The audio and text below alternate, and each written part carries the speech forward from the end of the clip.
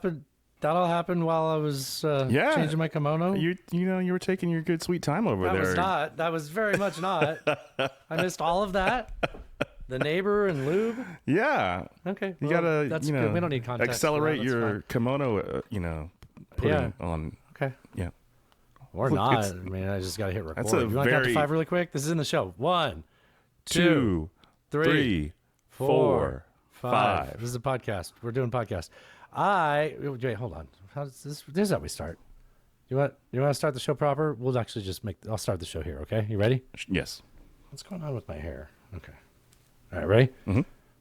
This is Mike Cohen, former personal attorney and fixer, to now thank God out of office and hopefully soon to be indicted and incarcerated, our former idiot-in-chief Donald J. Trump. And I never listen to none taken. The following program contains material that is just too cute. Viewer discretion is advised. It's Michael Cohen at the end of the show. Oh, Michael Cohen. Now we have to make sure we have time for that. We got to see how much we get to, We barely got a knew lot of podcast, Alan. We got a stuffed show. Stuffed pod. We just did a great hour and I don't know how long of a hidden track. It was a good show. I really like that hidden track. That was good. That was a good hidden I track. like not doing so much show prep and just throwing all these things in there and being like, I don't know, let's get to what we can in the hidden track and the rest will be for the people that don't pay for it. It's not like this ain't a good show. We make good hidden tracks. It's a good show. It was a good hidden track. It starts at $3 a month. You can join at the $20 tier. Guys, go to nonetaken.horse if you haven't. Nonetaken.horse for all your none-taken needs. Can I tell you a little bit of personal life here? I'd like to put my personal life at the top of the show if that's okay with you. We just do your personal life in the body of the show proper. Right. So I have a major announcement. Do tell. They opened an In-N-Out 10 minutes from my house. Oh my God, I'm jealous. Fuck. Now, 10 minutes from our house doesn't count into the fact that it's 20 minutes. 20 minutes of the drive-through. 20 minutes, yeah. Oh, 20 minutes of the drive-through. So this is the 4th In-N-Out in Tennessee, maybe 4th, I think, though. And they've only been here for about 6 months or so. Mm-hmm. And the only one in this area, the closest one from here is like another 20, 25 minutes away. And it's on a major road. It's on Gallatin Road up there. Gallatin Road. I know Guess Gallatin how Road. long the drive-through line was? Do you mean by minutes or by cars? You're doing both of those wrong. I think it took like 20 minutes. It's a normal In-N-Out. Okay. That was the thing. Like you couldn't go to In-N-Out on your lunch break in retail because it would take up 30 minutes. Just 30 minutes just to get your food. Yeah. 20 so minutes is a break. All right. So double it. So 40 minutes. I don't know what it is in time. Oh, is it like you're talking about like miles? Yes. Jesus. And plural is right. Wow. Yeah. There was a 2-mile car line. 2 miles? Dude, and it's insane. And it's in the same parking lot as a Chick-fil-A. Oh, God. What a fucking nightmare. Luckily, it was a shopping mall parking lot, and they demolished the mall. So there's lots of places to put cars. Oh. Yeah, it's crazy. Is that... We drove by that, I think. Mm-hmm. I know what you're talking... Yep. Okay. Yeah, before it was actually being, built, they had the true crossing palm trees, and I was like, oh, I know what that is. I know what you guys are doing. You're not fooling anybody. Wow. I drove by the nearest In-N-Out to my house last week. How far is that? It's like almost 2 hours. Yeah, even with the wait, I still got you beat. So we went there. Yeah. Now, leading up to this, it opened on Friday. So we had plans Friday. We went out with friends. We met some friends, and then we went to the Burlesque Brawl at East Side Bowl. It was awesome. Lin 2 puts it on. I don't think you've met Lin 2. But they have 2 stages that alternate, and it's a burlesque show, and then they go to the second stage and they're doing wrestling, like Jello wrestling. I had that video of Ronald McDonald fighting the Burger King, and so it's not like ladies in bikinis wrestling. It's like well, they can start taking things off of each other. Okay, There's no holds barred, Alan. It depends how rowdy it gets. Okay. Anyway, they had at one point they had a hot dog eating contest at this event. Oh, did you participate? I was invited up on stage by the person that was participating and invited to be a, let's say, stunt prop, we'll go with. Came in second. Again, always a bridesmaid, never a bride. I don't think you can find that video. I certainly hope you don't. At least you came, so there's that. I tried. Well, later when I thought about it, but not like on the spot. That's very inappropriate. This is early in the show, Alan. What are we doing? So anytime throughout, like starting like once they opened that on Friday, Natasha was like, "So do you think we could after we get drinks before East Side Bowl, do you want to go to In-N-Out?" I'm like, "No, we're not even in the area." She's like, "Well, after In-N-Out, maybe or after East Side Bowl, maybe." She was like Donnie from The Big Lebowski. You remember that scene Yes, in The Big I do. Lebowski where they're at that his apartment manager's musical theater, or not musical theater, like The play or whatever. His one-man act. Yeah, it's a one-man show. Yeah. Where he's like being a tree. I'm not sure what he's doing. Yeah. And they're in the audience, and they're talking about going to little Walter's house. You stonewalling me, Walter? Is it Walter? No, he's Walter. He's Walter. I don't remember the kid's name. But and they're planning that out, and every time Donnie's like, "Hey, there's an In-N-Out nearby there," and it's just like so. Alan, we like to start the show with a clip. Oh, and yes. I have a real banger of a clip for our big show Let's Friday. go. Yeah, this is not Friday, for our big show, and then we'll start the show proper after this. He lives in North Hollywood on Radford near the In-N-Out Burger. Oh, well, I probably need to turn this up, huh? It's Yeah. kind of hard to hear, isn't it? Yeah, a little louder. Yeah. Okay. Okay, but you gotta be quiet if I turn this up, okay? Mm-hmm.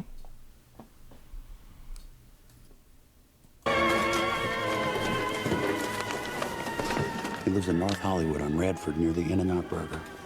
Oh, the In-N-Out Burger's on Camrose. Near the In-N-Out Burger. Those are good burgers, Walter. Shut the fuck up, Donnie. Oh. Kid is in 9th grade, dude, and his father is... Are you ready for this? His father is Arthur Digby Sellers. Who the fuck is that? Huh? Who the fuck is Arthur Digby Sellers? Have you ever heard of a little show called Branded, dude? Yeah, yes, I All know. but one man died there at Yeah, Bitter. I know the fucking show, Walter. So what? Fucking Arthur Digby Sellers wrote 156 episodes, dude. Huh? Bulk of the series. Oh, Not exactly a lightweight. no. And yet his son is a fucking dunce. Anyway, we'll go there after the what have you. We'll brace the kid. Should be a pushover. We'll be near the In-N-Out Burger. Shut the fuck up, Donnie. We'll go out there. We'll brace the kid. He should be a pushover. We'll get that fucking $1 million back if he hasn't spent it already. 1 million fucking clams. And yes, we'll be near the In-N-Out. some burgers, some beers, a few laughs. Our fucking troubles are over, dude. Don't let me in this damn house. Should we hit record? Yeah, 1, 2, 3. All right, you ready? I am ready. Are you recording? Yes. All right, well, you want to start a show?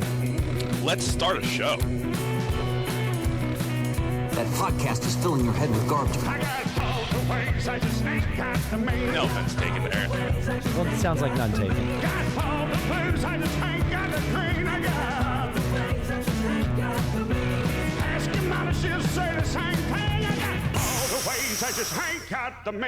Boo!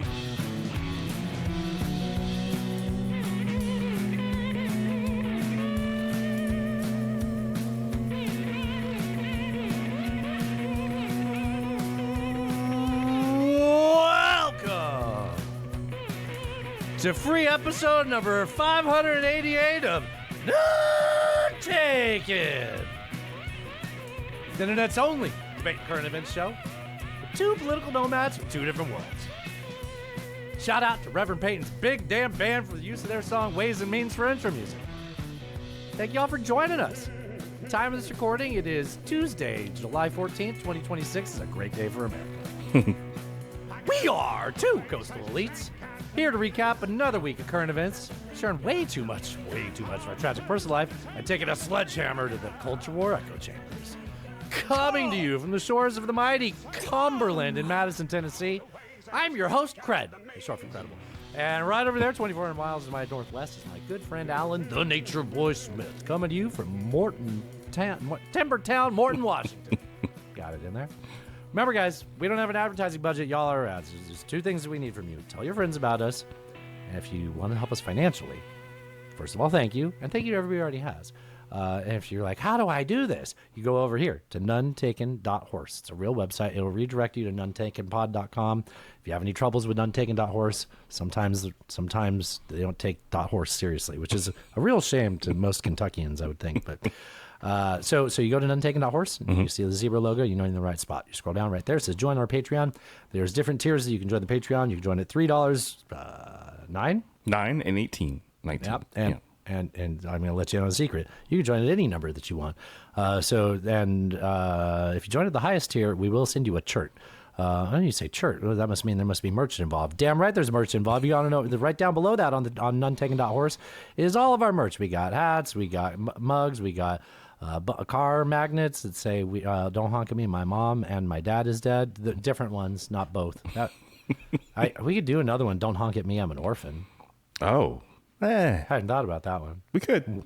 What, you think that one's too dark? No, I don't know if it would move is all, I'm gonna let you know a secret. Nobody's bought any of these magnets. But you know what has sold is the Rocks glass with the zebra on it, Culture War veterans, and our newest edition, Democrats After Dark. And then I was looking at this recently. I was like, I think most people can name one person on that shirt. Well, there's Howard Dean, right? And then there's but I don't think. Oh, Hillary Clinton's the one they can name, right? Yeah. John Kerry. 2004 is John Kerry, Alan. 2004 is John Kerry. I had 2004 is Howard Dean. This is a 22-year-old reference. Whatever. It's a good shirt. It's a good shirt. I like it. It is a good shirt. There's all that and more is over at nonetaken.horse. Absolutely. Oh, Alan, you want to take over? Nonetaken.horse for all your none-taken needs. The Patreon, obviously, the most important. We appreciate all you who have joined already. If you haven't, give it a shot. The whole back catalog is there. You can join, check it out, see if you like it, and if you do, stay on. If you don't, I'm always surprised people do like doing that. I'm always like, this show's so current. It's like, no, you guys have a lot of silly stuff in there. There's 100, maybe more episodes in there. You want to hear the story about how Natasha broke my dick? Oh, damn it! This is the big show. Family members. I'm sorry. It's in there, you guys. It's all in there. You can join for as little as $3 a month, as Dustin said. You get the whole back catalog. Check it out. See what you like. It's fun over there. Also, at nonetaken.horse, you can check out all our social media feeds, all the RSS feeds, everything there, your Spotify's, your iTunes. It's all there. Nonetaken.horse, nonetakenpod.com for all your none-taken needs. Also, don't forget, there are some links down there at the bottom. Support the people that support us. Slickestdigital.com for all your SEO and marketing needs. Slickestdigital.com and JeffHancockphotography.com for all your photographic needs, whether they be cock related or not. JeffHancockphotography.com. Let's go, girl. I need to just get just that, or maybe the some of the other shorter stingers out of that. I got it. I can do it. You can do it. I can do that. Yeah. You got this. What is up, everybody? Welcome to the show. Totally crazy. Sorry. Hope you all are having a great week and had a great weekend. I had an awesome weekend. It was Papa Taken's birthday last Thursday. Oh! Yeah, happy birthday, Papa Taken. The ripe young age of 72. Nice. Oh my God, he's got plenty of time to run for office. We went down to my sister's in Battleground, Washington, which is where I drove by the In-N-Out aforementioned. Now, what battle do you think was there? Is this I don't know the etymology of Battleground, Washington. It's right over the border from Portland. I can't imagine any battles that would have been fought there, so I don't know why it's called that. Anyways, great day. It was beautiful summer day, but not too hot. It was lovely. Then Saturday, we were watching the soccer game, and my neighbor came over, and he's like, "Hey, there's a fight on tonight. I really want to watch the fight over here." And I was like, "Okay, cool." So your neighbor's the reason that had to happen? Yeah. No actual battles were ever fought in Battleground, Washington. The city god's name is a joke. What the fuck? In 1855, Captain William Strong of U.S. Army led a contingent from Fort Vancouver to pursue escaping clickety-clack. Hold on. Wait. Click-a-tat. They're Native attacking Americans. Native Americans. Okay, great. That's they made a pun out of it. That's click-a-tat. The standoff ended peacefully, but angry settlers accused Strong of cowardice and mocked the location as Strong's Battleground, a name that eventually just became Battleground. While the town wasn't a war site, I don't care anymore. I'm losing interest fast. Clickety-clack. That's fascinating. I didn't know any of that. Yeah, either. So you want to go back to your yeah. UFC So we event? started watching the fight or the fights. And, I used to like UFC, but I haven't watched it in a very long time. And and there's become a Who was fighting? Well, the big fight was Conor McGregor, and I can't remember the other dude's name. That was like the main event, right? There was the fight before that was Paddy something versus a SAS guy from like New Zealand, I want to say. Anyways, so we watched some of the fights, and actually, like, I don't mind combat. Hey, isn't it weird they call it New Zealand, but if they say Z, they say Z? Yeah, that is. That's an interesting. You know what? Out of all the things to not really have a comment to, I think that's fine. You can move on from that one. I'm sorry. So you were forced to watch a UFC fight. You didn't mind it. You're saying? Well, I mean, was that match good? The second soccer match? I don't think anybody cared about that. I don't think anybody really cared. I watched the first one. That was fine. But so I used to really like UFC back in the day. I didn't want that Norway, England. I was going to say UK, England game to end. That was a great game. Fantastic. Yeah. That was a really good game, and I watched all of that.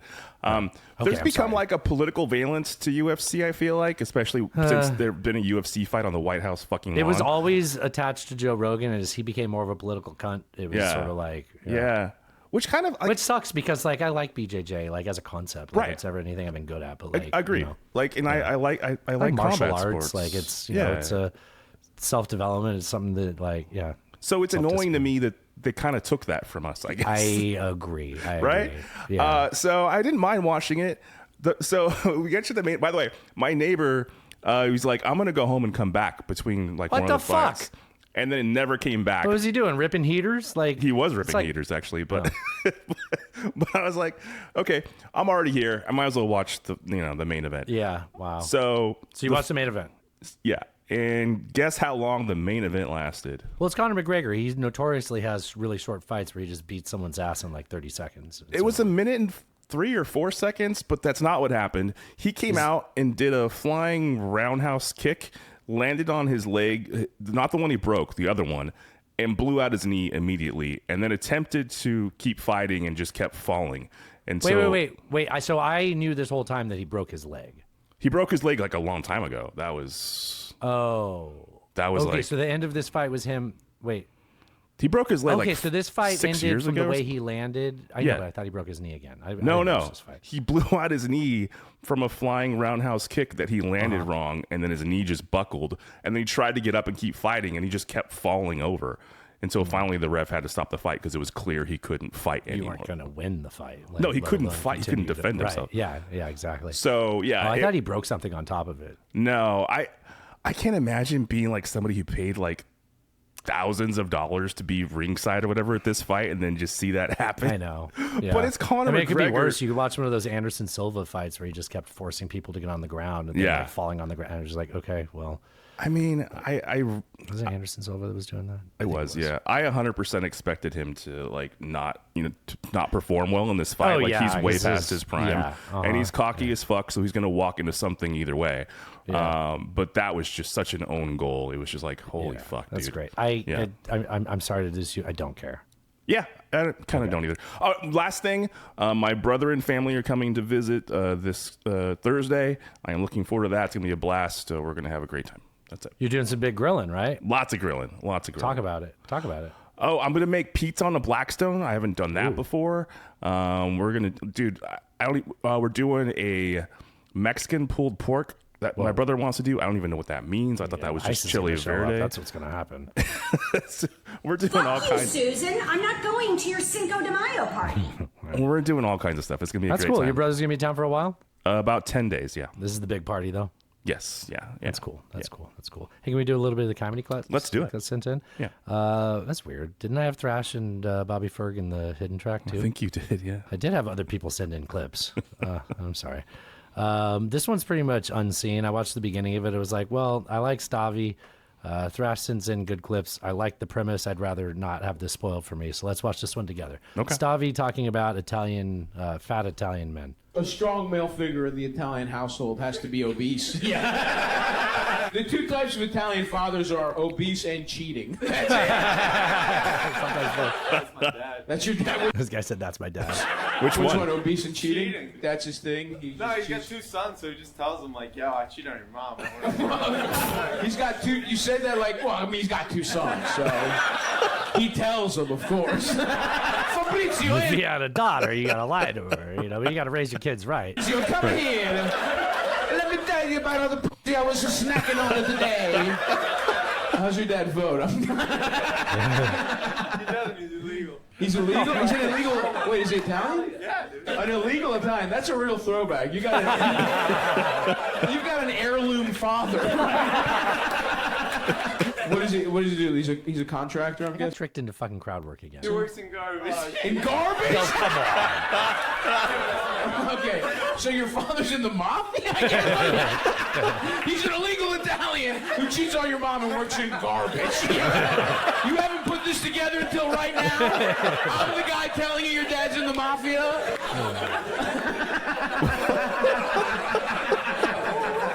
Yeah, he has to disappear for 8 months at a time. You know how garbage goes. He's at a garbage conference for 8 months.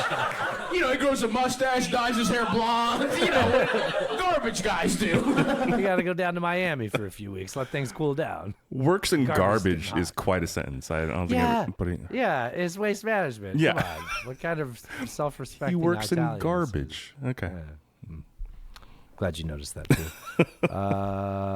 Stop sneaking in fucking crowd work, Thrash. Trusted you. Bobby Ferg is one Bobby Ferg sent in. This is a quick one. I like this guy. Blake Hammond comedy.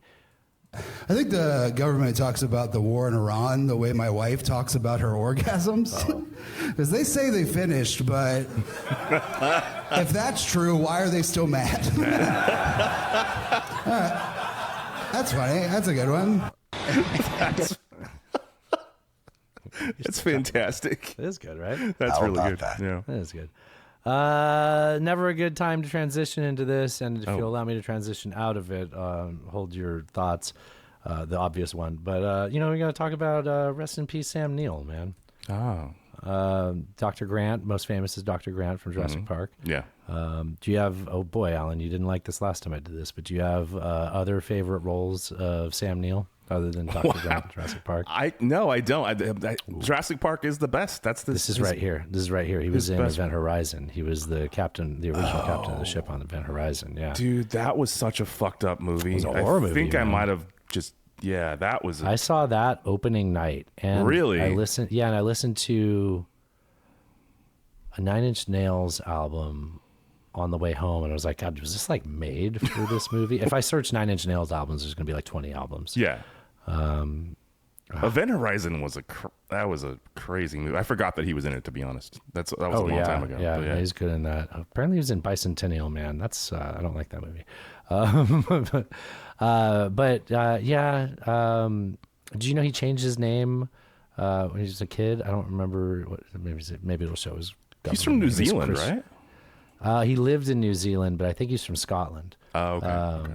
But he not Event Horizon. Now I'm stuck on Event Horizon. That's what's going on here. Nigel. He was born as Nigel, and he changed his name to Sam when he was 11 years old. Huh. I like Nigel better. New Zealand actor and businessman. I thought he was born in Scotland, though. New Zealand actor. I could be totally wrong. I'd rather find out now than get a million fucking messages. Born in Northern Ireland, so I was wrong. But not, close. You were closer than I was. Yeah. Polarly, I was. Yes. Yeah. Okay. English mother, New Zealand father. Oh, okay. Moved to Christchurch with his family. So he's a half Kiwi. All right. Well, anyways, he Rest really in peace. Fucked that kid up at that Velociraptor dig. This fat shit gonna try to intimidate me about dinosaurs. He was so good in that movie. He was So really good in that movie. Yeah. Tem, come on, Tem. Remember he's trying to get Tem to jump off the electric fence? Yeah. I don't think that's what would happen. Well, maybe. It's a high enough voltage. Maybe it would throw you. There's one way to find out, Alan. I've tried. You have tried. I've tried. Yeah. You've tried more than I think most have tried. Yeah, I did my best. I was like, look at me do Jurassic Park. Well, anyways, we got no good way to transition out of this, but don't worry, I have a clip for that. Oh. Play the record, okay? Please. I'm doing the long one. Nice. See, when you come out of those up-tempo goddamn numbers, man, it's impossible to make those transitions, and then you got to go into somebody dying. You know, they do this to me all the time. I don't know what the hell they do it for, but goddamn it, if we can't come out of a slow record, I don't understand it. Is Don on the phone? Don on the phone. Okay, I want a goddamn concerted effort to come out of a record that isn't a fucking up-tempo record every time I do a goddamn death dedication. Casey Kasem. Now, make it, and I also want to know what happened to the pictures I was supposed to see this week. This is last goddamn time. I want somebody to use his fucking brain to not come out of a goddamn record that is, that's up-tempo, and I got to talk about a fucking dog dying. Boy, this is fucking ponderous, man. Ponderous, man. Ponderous, fucking ponderous. Now, you want an up-tempo record? Yeah, I do. So my phone has not been connecting to my car automatically, and sometimes when it doesn't do that, it goes to like radio station, and I happen to be parked near somewhere where the station I was on was playing what sounded like a bit of a Motown type oldies. Okay. Okay. Right. Mm-hmm. Little R&B. First of all, what comedian does that look like? That looks like what's that lady's name? I'm blanking on it. Pam. No, you're thinking of Pam Grier. It's okay. But this lady is called Miss Jody, and the song is called Still Strokin'. And I thought this was, we have a horse themed podcast, right? None Taken. We do. I'm sorry, None Taken .horse. Equine themed. Yes. Equine themed podcast. Let's get you in the groove a little bit here. Get in there, boy. All right. So, Get in there. she just did a little horse impression there. Did you hear that? I heard it. A little whinny for you. A little whinny. That's right. Yeah. Let's just jump to a random spot here.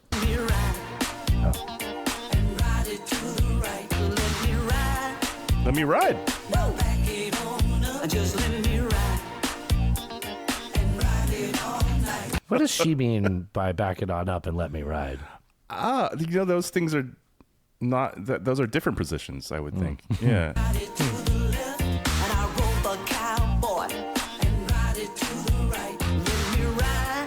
It's just, I mean, I've dropped this out of like 3 different spots on here. You've been dropping the same thing the whole time.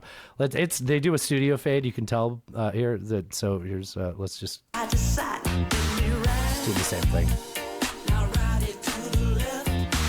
So you heard this on the radio because of where you. Giddy up, boy. Yeah, and I Shazammed it. I was like, is this an old song? No, this is from like last year. This sounds like potentially AI generated. I hope it's not. I've got that feeling. Yeah, but I don't. There's a real woman there. It's Miss Jody. Still Stroking, Sure. Alan. The song's called Still Stroking. Still Stroking. She's gonna ride no, it the to the album's right. Still Stroking. Right to the song left. Is Just Let Me Ride. Yeah. Take it on out, boy. Take it on out. Let's go. Let's go.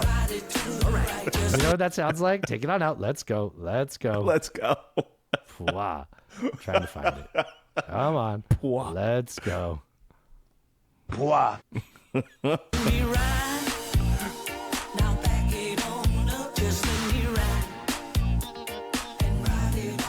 there's no more. I thought there was going to be more talking, but yeah, there's a horse song, Alan. Found a horse theme podcast. This is definitely going to get flagged. You're going to get DMCA'd for some AI generated music. Fine. Yeah, that's fine. We'll just keep this one unlisted. I don't care. Okay. Do you want some legal advice about flock cameras? I do. Is it from our friend of the show? No, and I forgot to follow up with him about that. We're getting awfully close to crunch time, and I haven't booked anybody. Yeah, it'll be fine. It'll be fine. It's kind of nice to know that, like, at the end of the day, we can get Bob or Jessica or. Well, I mean, don't take them for granted, but yes, we can. I wasn't saying that. Don't tell them I said that. Just know we got a good gang. Yeah, we got lots of friends of the pod, you know? Hey, would you just assume that if anybody is talking for the Lincoln Project, they're all fucking lawyers? For the most part, yeah. Okay, so I'd say here is legal advice for flock cameras. If you see a flock camera, this is, as your lawyer. Do not buy a cheap green laser pointer, 1 milliwatt or above, and shine them on a flock camera, because that would be wrong. It would destroy the the delicate sensors in those flock cameras, and we don't like that here at the Lincoln Project. No one should buy this. Easily available on eBay. There's a community note. As the video says, you totally shouldn't buy a cheap green laser pointer. That's the fucking community note.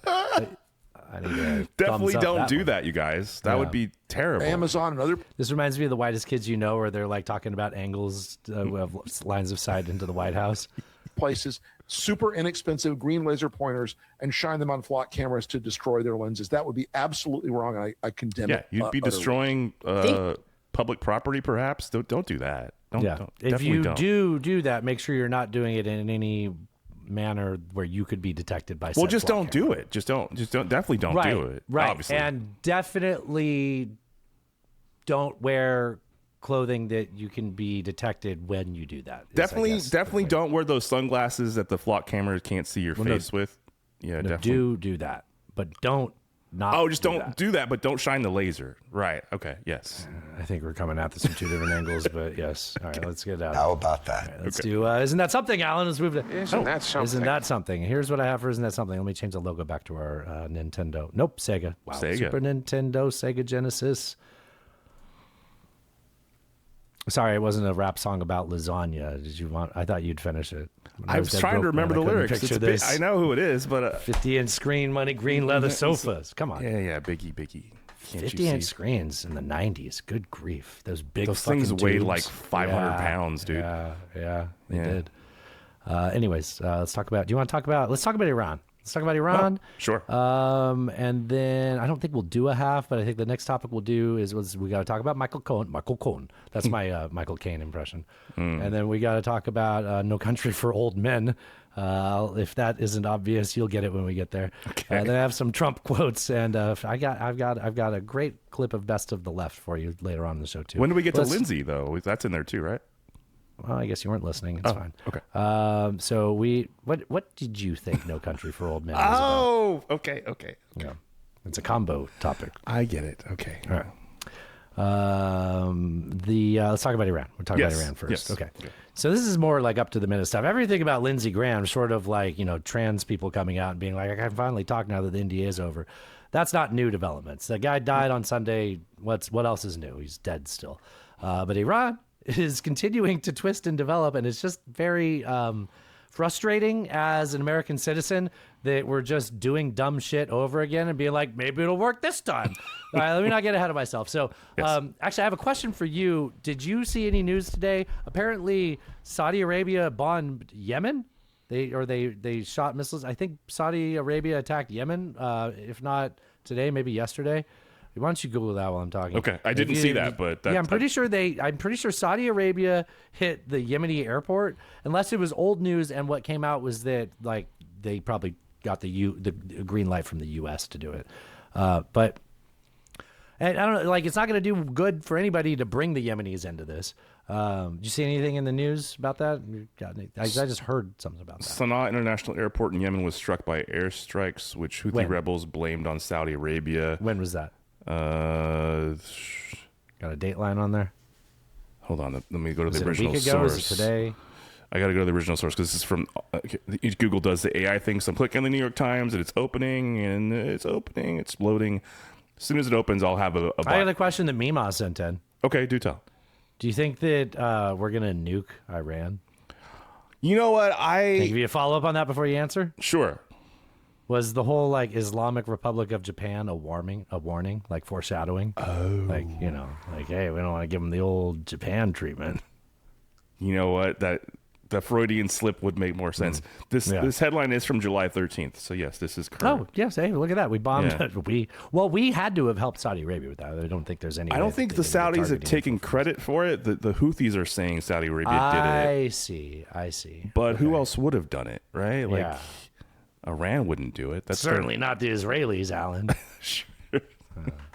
So, well, which goes back to us either way, right? Right. So, yes. Either way. Okay, that's fun. Well, that worked out so well. We fought with the Iranians, or with the Yemenis. We lost to Yemen.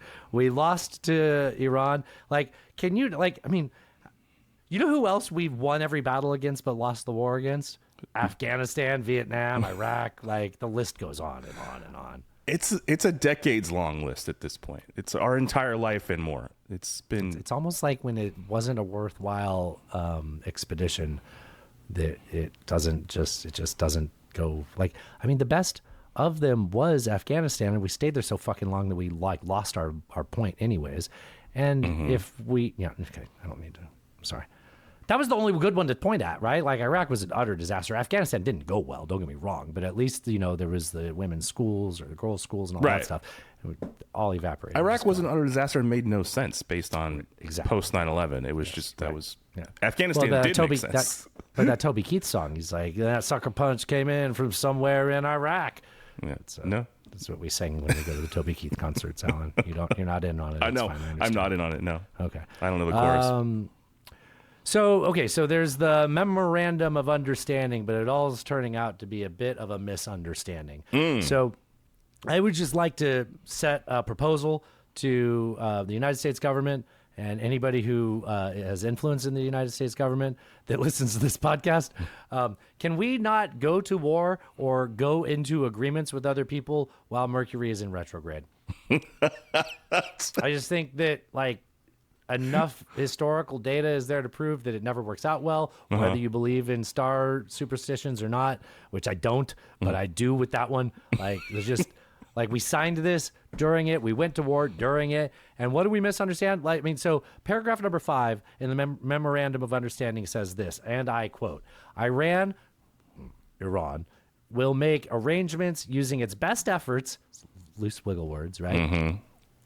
Just think about this as from a contract law point of view, right? Right off the bat, you're fucking up, right? They're going to do their best. They're going to do their best. Oh, well, good thing there's no solid definition of what the fuck that means. Right. Iran will make arrangements using its best efforts for the safe passage of commercial vessels with no charge for 60 days only from the Persian Gulf to the Sea of Oman and vice versa. I mean, this is the kind of bullshit you get when you send the delegation that we sent to negotiate these terms. Whoa. Are you trying to say that the president's son-in-law and his real estate buddy and his vice president, the former Ohio half-term senator, is not the best?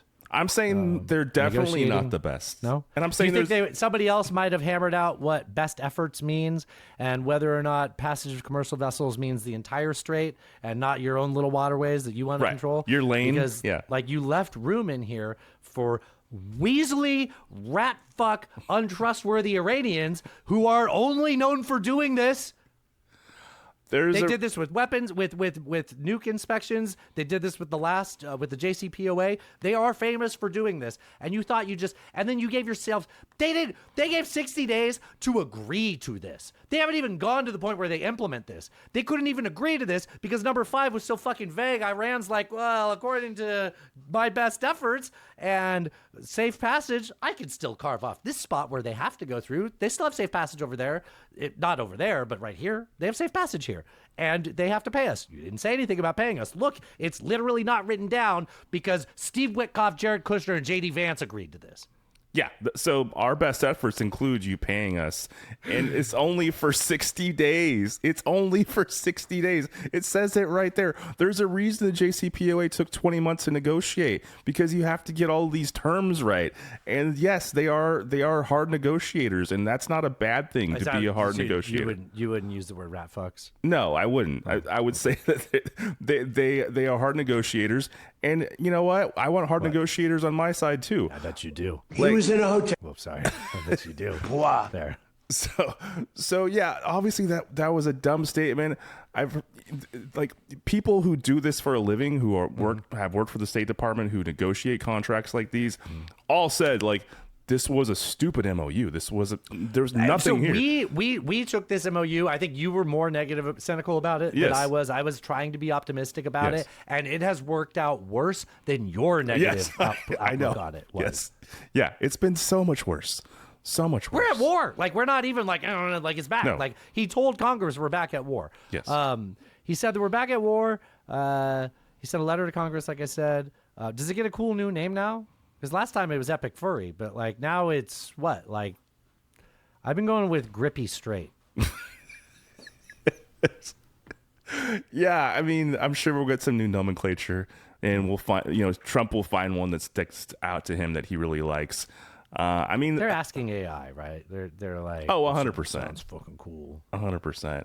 Pete Hegseth is just throwing darts at a board. Maybe, I don't know. Maybe that takes a lot of prep work. You think this guy's got time to set things up on a dartboard? Well, maybe he has assistants. Yeah, we'll talk about assistants pretty soon. When we do the next subject, I can't wait for that. But I got a theory. Oh boy, I'm getting ahead of myself. So Donald Trump announced.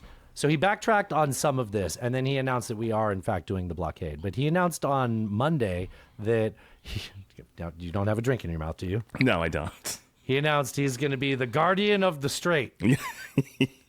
This on the day of Lindsey Graham. You know, Lindsey Graham would have loved to be alive to see this. Oh, he absolutely. Fucking hawk. The guardian of the strait. Now that Lindsey's gone. He also said maybe guardian angel of the strait, which was like, okay, that's not better. Yeah, no, it's still the straight part that you're not recognizing as a double entendre. Yeah, I understand.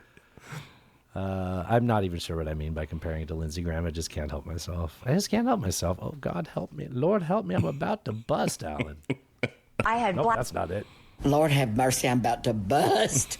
We're going to blow the hell out of these people. There we go. Mm-hmm. He would have enjoyed that. He would have. Lindsey Graham would have loved to have been alive for this. So Trump says they're going to be charging. So he's backtracked from this, but I want to talk about this because the context of it is fucking insane. He said that there's going to be a 20% fee imposed by the United States. And now why are they doing that 20% fee? Because they are going to take over the strait. And why are they taking over the strait? They're taking over the strait because Iran was not allowing the freedom of navigation of international waters. So because Iran was not allowing the freedom of navigation of international waters, we're going to blockade the strait and charge a 20% fee, which is a lack of freedom of navigation of international waters. And why is that phrase? No countries. Now, who do you think said this, Alan? No country is allowed to impose fees on international waters. Do it. Say it. Marco Rubio. Yes. Little current Marco, Secretary of State.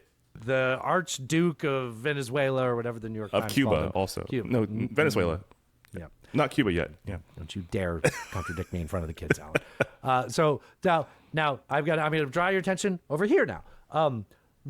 We have an affordability crisis that Donald Trump ignored until we got a housing bill passed, but that's neither here nor there. We have an affordability crisis in America, and the cost of goods is through the roof.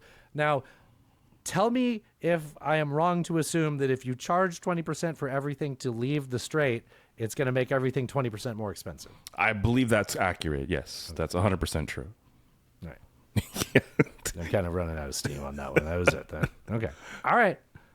It's okay, though, because he backed off of it. He's just going to be the guardian of the strait, the guardian angel of the strait, the guardian of the strait. That might. Well, do we want to talk about why he said he backed out of it? So talk to me about that. Okay. So he said when he was asked about, why did you just do a 180 on this? He said, well, I got some phone calls from, some kings and some Emirates. Shut up. That's what he said. What? And he was like, people we know in the region. And they were like, you know what? Why don't we just invest billions of dollars in your country instead of you charging us Didn't this they promise fee? us trillions earlier? Already, Where's that? yeah. All we got is jets. We can't even shoot down missiles. And so he's like, I figured that's a better deal. We can just do it that way.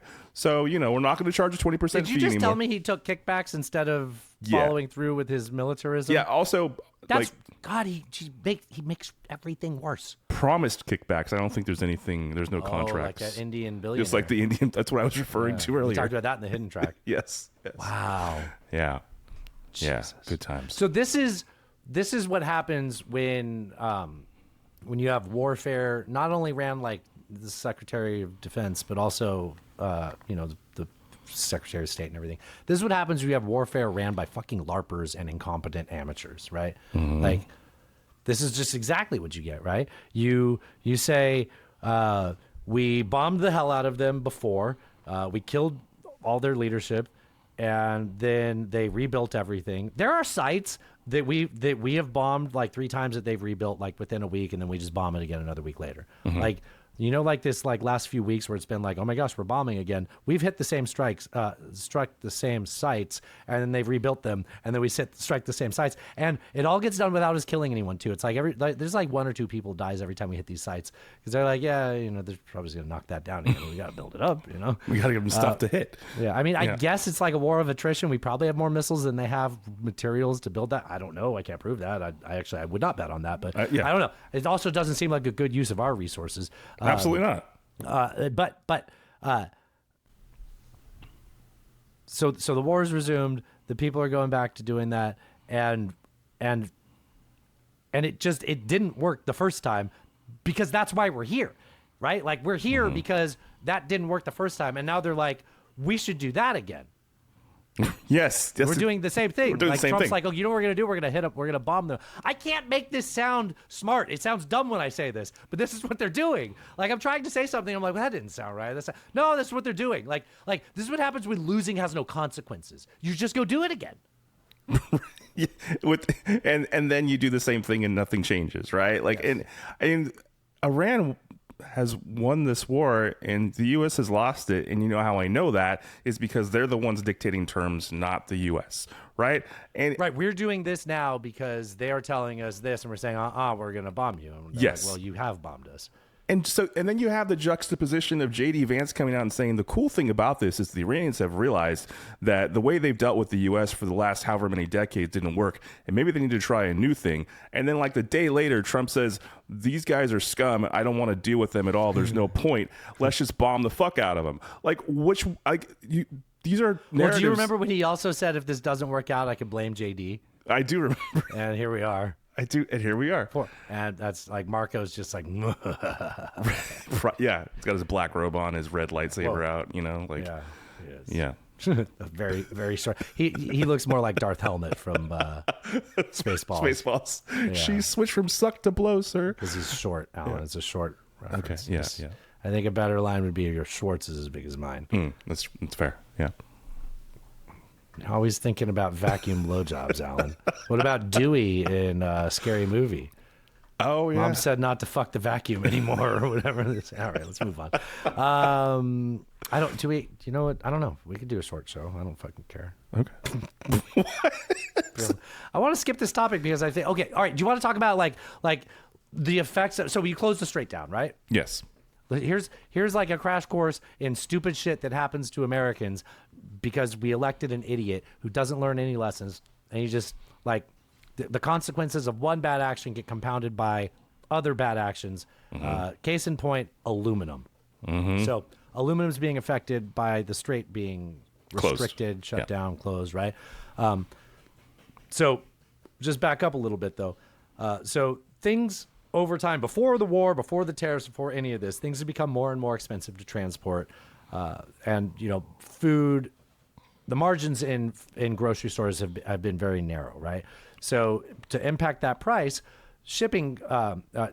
companies that manufacturers are trying to make it less expensive to ship things because oftentimes you have to ship something from like Pennsylvania to California and then it gets driven back to like a warehouse once it gets put together in California or vice versa, right? Supply chains can be very complicated. Yes. Zigzag. Like it's conceivable that a single product will cross the country 3 or 4 times, 2 or 3 times maybe, before it ends up on your shelf. And one of the best examples of that is olive oil. So olive oil, the best thing you sell olive oil in glass. Well, glass is very heavy, right? So, and plastic's probably one of the worst things you put it in. So people have been putting it in aluminum. Now they switched to aluminum because of the cost of manufacturing. And then, and now you're like, hey, aluminum's cheap. We can do this. We got plenty of supplies. We got a lot of supply chains with aluminum. Then Donald Trump puts a 50% tariff on all aluminium for our British friends coming in from certain places. So then those companies, those manufacturers that just switched from gas to aluminium realize, okay, we got to change our supply chain again. Guess who has a good option with supply chain from aluminium? Is these people from the Persian Gulf. So we were getting that from the Gulf, except now they're not anymore. So we went from Trump's tariffs fucking it up to Trump's bullshit war fucking it up. And just all of that's unnecessary, right? Like never in that whole like description that I just gave you was an actual market function other than the initial one. You saw an initial one where it's like, hey, in order to keep things at prices that consumers want, we're going to have to change what we put this in. Okay, cool. I expect to live in a world where the president doesn't wake up one morning and make this impossible multiple times in a row. Yeah, and you can't even imagine being the companies who have already done the okay, all right, you're going to do this, we're going to adjust, and we're going to switch to this supply chain instead the one we were using before. Obviously, we have to make our products lighter because shipping costs so much, and we're trying to keep costs down. And then so they do that, and then they get fucked again. And it's like, well, what do you do next? What the fuck do you do now? And like, it's impossible to predict what this fucking guy is going to do next. So how do you operate in a business environment when you have no predictability of the future? It's fucking impossible. Businesses want is stability. Yes. Like if you were just yeah. Yes. And you're not even being stable with your craziness, right? No. Yeah. All right. Do you want to skip going to half? Yes. Let's do it. We're gonna have a tight show. I am okay with Keep this. it We had tight. a long hidden track. Nice and tight. Yeah. I want to talk about this. This is a very niche for None Taken because, as you heard in our opening clip, a friend of the show, Donald Trump's fixer, Michael Cohen, famously, they had a famous breakup, right? Famous breakup. It was a nasty breakup. He was going on podcasts talking shit about Donald Trump. Cable news. He was all over the place. Yeah. Social media. And so he was working with Alvin Bragg and Letitia James in their lawsuits against Trump. And now when I say that, his testimony was to confirm their case. And their case was that he's a no good, dirty scumbag and a bad businessman, right? That rips people off and writes checks, and he was cheating on his wife and all these things that Michael Cohen was fixing for him. So by nature, your testimony is to highlight all of the ways that I just described he's a scumbag and a no good, dirty chuckster, right? Yeah, he was corroborative in saying like, that's his. Yeah, I wrote the check that he told me to write to pay off the porn star. But his only role, yeah, while working with those attorneys, the prosecutors, right, is to corroborate the scumbag nature of said Donald Trump. Okay, yes. Let's not forget that. I have a quote from his Substack. He said that he felt coerced by prosecutors to provide testimony aimed at securing convictions against Donald Trump. My brother in Christ, that is how that works. That is how what you did worked. That is how your plea deal or whatever it was worked, right? Right. I mean, just to so apparently back it up. Yeah, We're back gonna it end up. this show in like 5 minutes if we don't. Talk So about this apparently, long, him and Trump have had a kumbaya. You know, they hugged it out and they figured out how to be friends again. And I don't know what that involved. I don't know if there was some toe sucking or whatever happened. Alan, why? I don't know. Why But specifically that? God. Some specific Alan. Yeah. Ew, Alan. Don't do that. So whatever they did, they kissed and made up, and now they're homies again. They're friends again. Almost not okay. Also, and so then you get the statement on his Substack that you just read, wherein he says that he felt coerced when providing that testimony when he had for I don't know how many years, 6 years maybe, been on every liberal network, every liberal podcast saying all of these things. Donald Trump's a scumbag. He's the worst person ever. He said it in our opening. Heard it. I don't have to play it again. Yeah. This is Mike Cohen. Yeah. So for him to do this about face, well, heel turn. Yeah. If you want to do a wrestling term, is not, I mean, this is a guy that for years, okay, so you might think this is surprising, but with a guy of this character, I don't think it is. Yeah. This is just a snake being a snake, right? Yes. And you knew damn well. He was a snake. That's all this is. So oh, shut up, silly woman. You knew damn well I was a snake. It's almost surprising that he kept up that kayfabe for so long, right? Like that's like that was just still a matter of time till it was convenient to him, right? Right, exactly. And so now he's on some fucking Republican conservative podcast Radio on the network weekends. After he was on a liberal network, right? Like Midas Touch or something. Yeah. And apparently Trump recommended him for the job, and now he's doing that.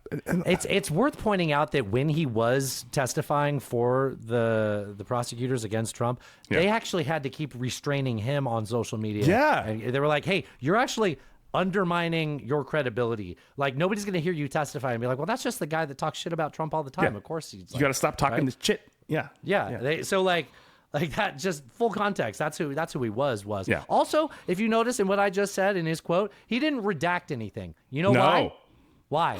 Because it was all true, obviously. Because that would be perjury. He'd come out now and be like, oh, yeah, when I was under oath, I was lying. Like, no, he is not saying that. He's being very careful to say I was not, in fact, lying. He's just saying things that will sound better to Donald Trump because he thinks that's what's better for him. He's an opportunist by nature, and it's just fun to touch back base with Michael Cohen. I'm sure his kids are going to the best schools with free tuitions. I'm sure that's how that's working out for him. Is that what you're saying? Like he gets that's what used to happen when he was the fixer, right? That was part of the deal. Oh, I forgot about that. Yeah. Good callback. I don't think other people remembered that, so I'm glad you remembered that. All right, so let's move on to a segment that I do title No Country. I did title for No Country for Old Men, but it confused Alan, so maybe I should call it Hillbilly Eulogy. See that, like I get. I get that. Yeah. Okay. Yeah. So I will start this out by saying I don't think anybody better embodies the Republican Party under the era of Donald Trump better than Lindsey Graham. The arc. Yeah. Yes. So, if you go back to 2015, 2016, when he was running for president too, he attempted to resist Trump's popularity and identified him accurately what he was. He said he was going to kill the Republican Party. He said while he was running in 2015, Graham said, if you want to make America great again, tell Donald Trump to go to hell. Well, we'll see you there first. Hey now. Here's Trump. My own morality. I keep thinking that's mortality. Isn't there one where he talks about he thinks he's going to die soon? He does. Whatever. Yeah, he's going to go to hell or not. I got this. Mr. Tacopina. I have that. Minors, I love minors. Oh, that'll send you to hell. That's good enough, right? Okay. That's good enough. Yeah. So I'm painting the story arc of Lindsey Graham, right? So he attempted to resist Trump identifying him as the end of the GOP, saying if you want to make America great again, tell Donald Trump to go to hell. And then he bent over backwards, Alan, and suppressed his real beliefs to present as something he believed people would accept him as, despite being visibly inauthentic. Those are very specific adjectives that you chose there. Yeah. Okay. I might have. Yeah. I might be reading. I might have wanted to make sure I said exactly what I had in mind. And then ultimately dying with no respect by the people he sucked up to and joy from the people who lamented his rhetoric the whole time. I present to you the GOP over the last 10 years. That sounds about right. Yeah. 100%. It's dead. Dig a grave. Put him in there with Lindsey Graham. You want to see what Dick Cheney had to say about this? Oh, please. Now, if you recall, Dick Cheney's already dead. I recall this. Yeah. It's a joke, right? They got heart problems too, right? Okay, here we go. This is our friend, because he will come on the show someday. Sohrab is brown. Sohrab. Lindsey Graham, welcome to hell. Me and Satan are here to welcome you to the neighborhood. That's your beautiful plantation-style house right behind me. You're going to be living in that. You're going to be living in the servants' quarters. There's a lovely black family living in it. You're going to be the help, all right? You're going to be taking care of them for the rest of existence. Trash days every Wednesday, so make sure to drag that can out to the curb. The head of your HOA, bit of a Nazi, because he is one. It's Himmler. He takes this stuff very seriously. We got you a lovely welcome basket. It's handmade. That wicker, it's made out of your dad's pubes. Inside the basket, Arby's gift card, warm yoo-hoos, a lot of poop, a lot of human and animal and demon poop. Also, poppers, because you're a closeted gay man. And there's a QR code in there. You scan the QR code. You finish making your Grindr profile, all right? Wow. A little different than the gay dating app you're used to. Down here, a notification goes off, and then they push you into an industrial-sized meat grinder. Also, congrats.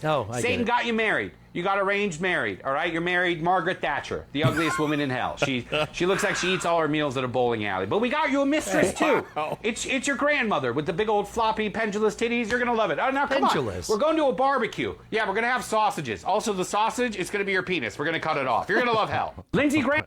Wow. One cut or one take. One take every time. I love that guy. Hey, he's good. I don't remember if it was New York Times or The Economist. I don't know, and I don't fucking care. They described him, Lindsey Graham, as hold on, I want to get rid of this background. Go back to our Sega picture. They described him as a funny man, a good conversationalist, and a skilled golfer, careful to always lose to Trump. Yeah, I think that was The Economist, but I did hear that as well. It's one of the ones you listened to. Yeah, I heard it. Caddy K and Scaramucci gushed over him, too. their whole thing was like, you're going to miss him when it comes to Israel and Ukraine. I'm like, half of that's true. As bad as he was with Israel, he was good with Ukraine. What do you make of that? What do you make about that? Just, if you're a warmonger, eventually you're going to pick one that I'm like, well, that's a righteous war. Yeah, I suppose. Like, he just came back from Ukraine, right? Like that was he just got back from that there. was the whole thing. I got to wake up Sunday morning to here's my favorite game. Wake up Sunday morning and see if I get a message where people sending me screenshots of my old roommate Clint Mewey, a.k.a. Clint Russell. I'd love to make fun of him for changing his name. Maybe he married someone who took their last name. Perhaps. Maybe that. I don't know. He wasn't the Marion type, Alan. But anyways, I get to wake up to Cody sending me a screenshot of Clint saying that Russia probably killed Lindsey Graham, which sounded a lot like doorknob cancer. Like, yeah. Well, I think this was a cardiac event, more likely. So, but that, I mean, I got a theory. I'm going to hold off on my theory until towards the end of this. We were all expecting Mitch McConnell to be the next one in the thing. I know, right? But I just posted a thing with the death doing is Mitch McConnell even in this thing, and then I had to update it to Lindsey Graham is Mitch McConnell even in this thing. Right. It's crazy. All I did was like scribble it out and put that on there. Also, like when it comes to Trump with Ukraine, I wouldn't describe Trump's position as completely backing Ukraine in any way, obviously. But have you noticed the changes? And a lot of those changes probably were because of Lindsey Graham. But like people want to give, so people that don't want, they're like, okay, Dave DeCamp. He's like, and it's Trump's fault that we're here in the first place because he was giving them Javelin missiles. I'm like, he famously was withholding missiles from them. Like, just stop acting like this guy just did. Okay, but anyways. So Trump's position's kind of pivoted a little bit on Ukraine, and it might have been because of Lindsey Graham. Either way, though, don't you take that more of a sign of the way things have changed for Ukraine in the last few months, though? Like, Trump always wants to switch sides to back a winner. Kind of like when Israel talked him into bombing Iran. It's like Israel's like, well, we're going to do it without you. And he's like, oh, shit, this is going so well. Send the B-2s. Call Missouri. Remember this? Yes, I do remember this. He's a bandwagoner, right? And so I think the tides have definitely shifted, although, it's still not great for Ukraine, but tides have certainly shifted, and I think he's seeing that, and he's like, okay, well, maybe we can back a winner here. And he knows that all of Europe already is on that side. So it seems, politically, more, it seems like a good side to be on, perhaps, at this point. Yes. Yes. One of the first things I did when I heard about this was I messaged the podcaster, not that Lindsey Graham, saying, just wanted you to know you were the first person I thought of. Did they respond? He responded back, with a fire emoji.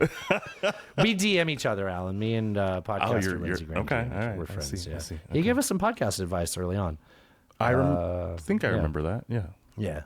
And then I asked him on the show and he ignored me, but it's fine. While I have my phone out, breaking news: 1 person dead and 2 missing after a boat capsizes near Alcatraz. Oh, San Francisco. 16 other. Yes, Alan, of the San Francisco Alcatraz. Yes.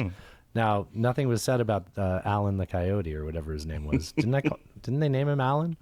I think they did. It was spelled wrong, but I think they did name him Alan. Yeah. The Coyote. I wonder what kind of boat are we talking? 16 people on the boat? Probably. It seems like one of the tour boats that goes to Alcatraz, right? They fit a lot more than 16 people. But, that's what I was saying. That's like a small boat. That's like a ferry. Hi. Yeah. I don't know. I can't help it. That's my Lindsey Graham impression. House votes for permanent daylight savings time, but it might not pass the Senate. Right. So we just stay at daylight savings time the whole year? Yeah. Is this one daylight savings time? Yeah, I think so. Yeah. This is the one I like. Okay. This is the one I like. Arizona's gonna be really upset. Like they don't fuck themselves.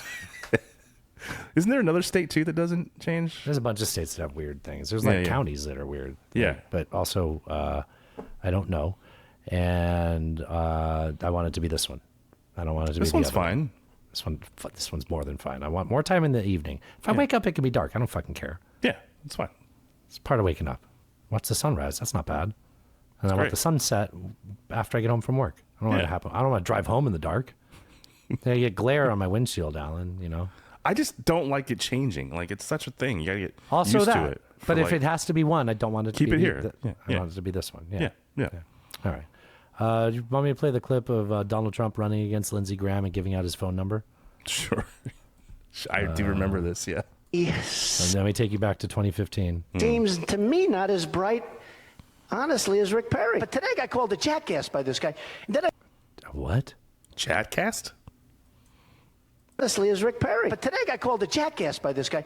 This is not fast paced. This is just what Trump used to be. And then I said to but today I got called a jackass by this guy. And then I said to myself, hey, what the fuck's a jackass? Didn't this guy call me like 4 years ago? Yes. He called me 4 years ago, 4 years ago. Lindsey Graham. I didn't even know who he was. He goes, Mr. Trump, this is Senator Lindsey Graham. I wonder if it would be possible for you to call Fox. Because, until I ran, I had that little thing which I do just for fun. Fox and Friends are so great. Brian and Steve and Elizabeth. They're great people. Wow. They're great. And he wanted to know whether or not I could give him a good reference on Fox and Friends, okay? He wanted to know. Would I do that? And then, of course, he wanted to know whether or not he could come and see me for some campaign contribution. And he gave me his number, and I found the card. I wrote the number down. I don't know if it's the right number. Let's try it. 202. Oh. So then they bleep it out. Yeah. Lindsey Graham destroyed his phone on TV and made a big deal about it. That clip, if he had read that off the teleprompter today, that clip would have taken about 3 times as long because... Yeah, no shit, right? Yeah. I mean, he sounds like fucking Seinfeld over there, this clip. And this was tight and rehearsed. Yeah, no shit, dude. Yeah. It's kind of weird. Okay, isn't it weird that we went gram for gram in the Senate? It is. Like it was a bad week to be named Graham. Very bad week to be named Graham. Yeah. God takes a Plattner and he gives you a dead Lindsey Graham.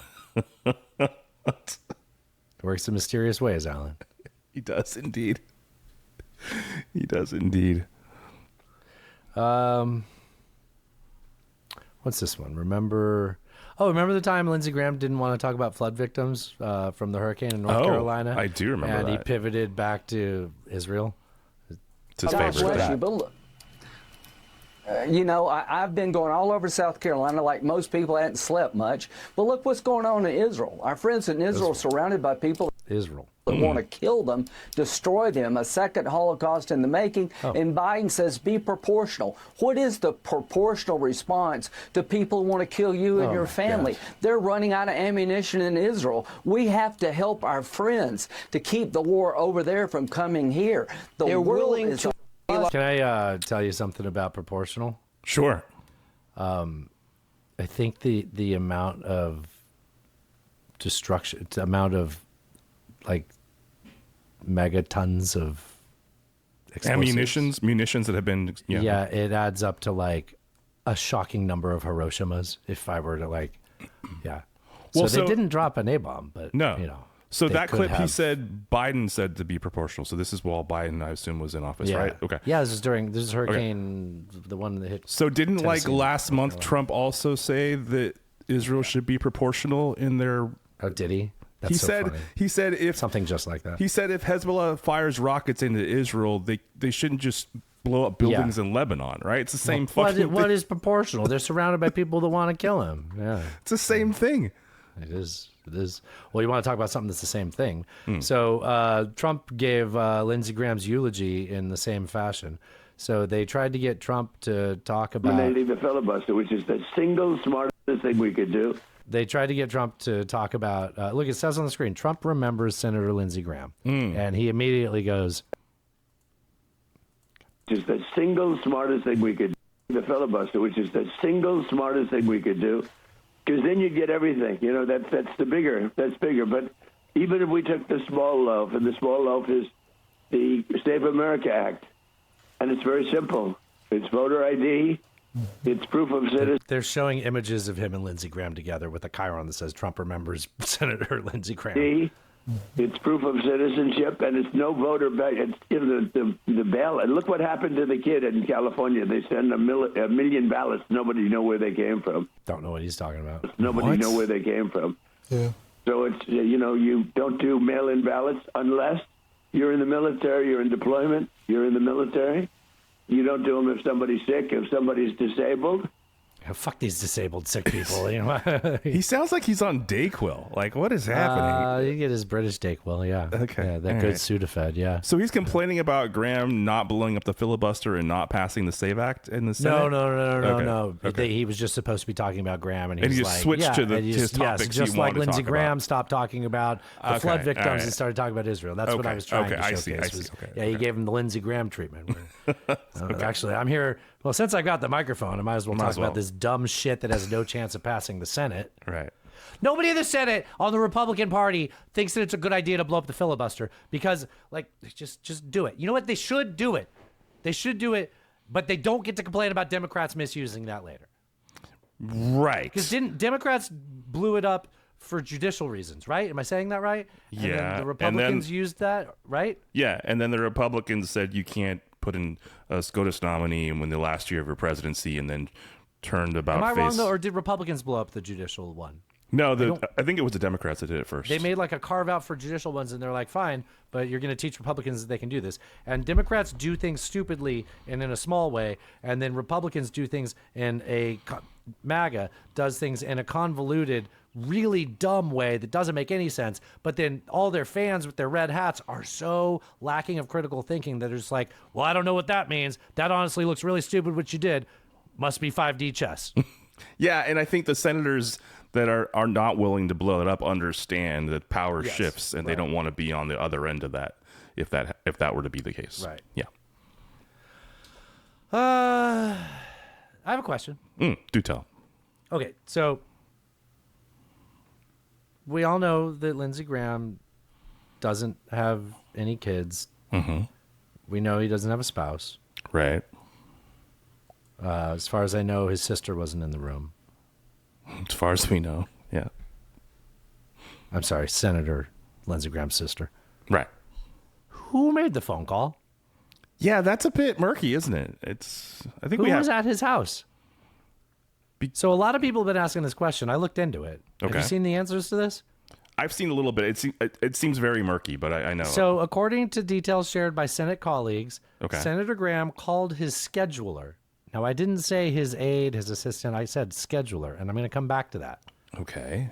He called his scheduler directly to report that he was experiencing severe chest pains and asked her to call emergency services.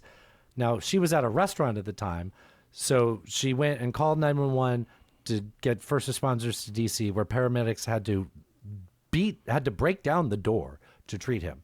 Right. Now, it's since been confirmed that he died from a massive aorta dissection. What that means is a tear. It's medically, it often is described as like a sudden ripping sensation in the heart. Yes. Okay. Something that's like excruciating pain. Right? Yeah. And like literally like a ripping sensation. The idea that somebody experiencing that kind of pain would be like, well, let me call my scheduler. As opposed to 911, right? Can you call 911 for me? I just felt my heart blow up. Yeah, that doesn't seem plausible. Then he dies completely alone behind a locked door, and the first responders have to kick down the door to get to him. Here's the deal. The public only knows about what I just told you about the whole phone call from the scheduler. Because Senator Coach Tommy Tuberville, and I don't know if you know anything about college football coaches, they are notorious liars.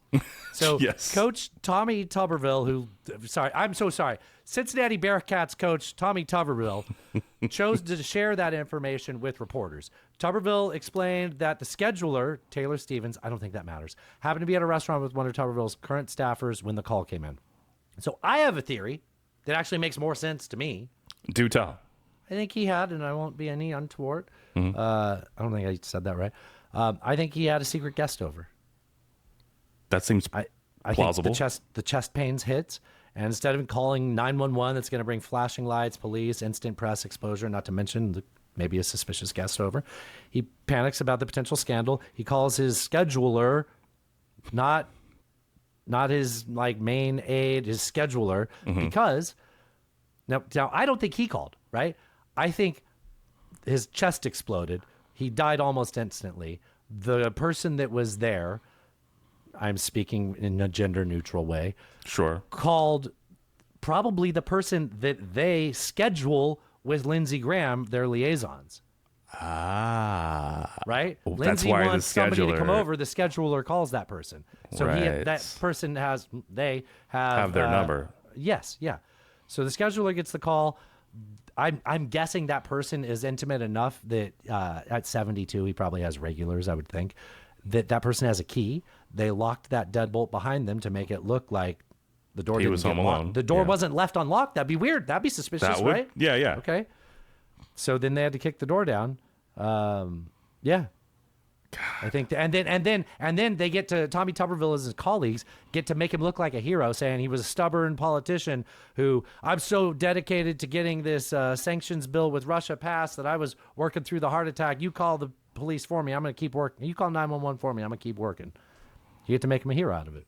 Yeah, Jesus. No, it seems really plausible, and it's. Thank you. Can I do a bell for myself? Yeah, do it. Go ahead. Let me do get it. these Cheez-Its out of the way. Okay. All right. There you go. Nice. Yeah. His whole career has been he's been a war hawk the whole time. He's been anti-LGBTQ the whole time.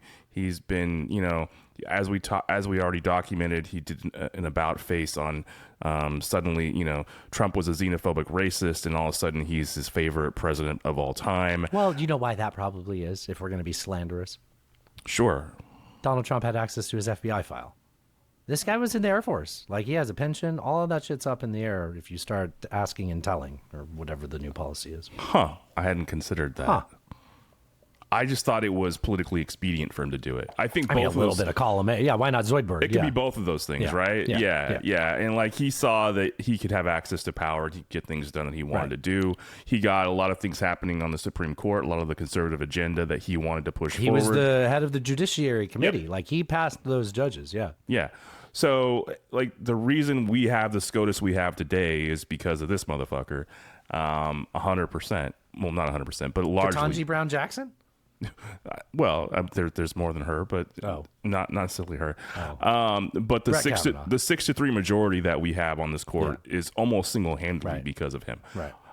And these specific justices, not to mention the justices throughout the legal system that we're seeing not follow the law, and like he was single-handedly responsible for most of them too. Like, he was the channel by which those nominations were sent to the president for those to be rubber stamped, right? Yeah. And so the system that we find ourselves in today, which sucks, is mostly his fault. So fuck that guy, and whatever, rest in piss. And we didn't say anything other than this while he was still alive, so I don't have any qualms with saying this. Absolutely while not. He's dead. Yeah. Whether it was a tryst or him working hard to get war resolution bills passed through, it seems like he died doing what he loved. Either a DC twink or or more war. His Yeah. favorite two things was one of the two, probably. Yeah. Yes, that seems likely. Do you want to do By the top way, 10 no best judgment if it was that. I'm not, No. the The first- judgment is, but there is judgment. The judgment is the second part. The hypocrisy. The hypocrisy. The judgment is the hypocrisy. Yes, Yeah. yes, Yeah. yes. Absolutely. Yeah. The judgment is that he can't recognize what he allegedly was a part of, I would say, right? Yeah. Yeah. All right. I thought I had 10 lists. Oh, yeah, I got a top 10 list for you. Okay, here we go. Okay. So number 10 of the deranged Lindsey Graham quotes. Oh. To those on the Republican side to want us to become Fortress America, I am your worst choice. This is during his 2016 presidential run. That's so like you want us to be, isolationist. Okay. Everything I learned about Iranians, I learned working in the pool room. I met a lot of liars, and I know the Iranians are lying. Talking about how he used to work at a pool hall as a kid in like the 1940s or whatever. Maybe something happened there. Should I do this with a voice?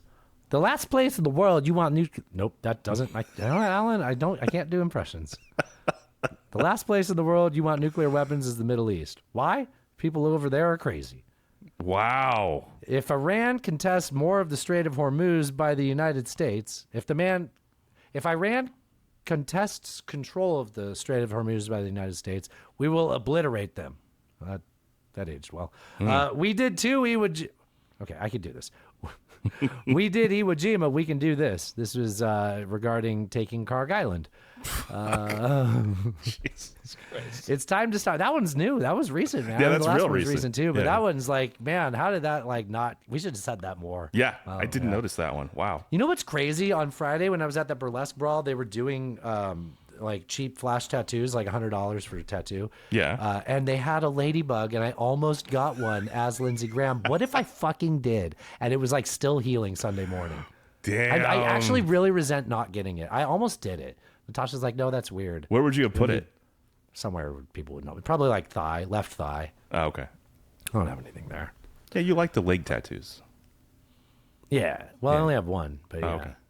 I've got a big open leg. That would kind of ruin that whole. I could do a lot there. You'd But I'm have also to getting too elab- old to keep doing a bunch more tattoos. Yeah. I gotta do something on this forearm. I don't know. We'll see. There's no limit to what Israel should do to these people who are trying to slaughter them. Reduce the place to ashes. I remember that one. Yeah. I remember that one, yeah.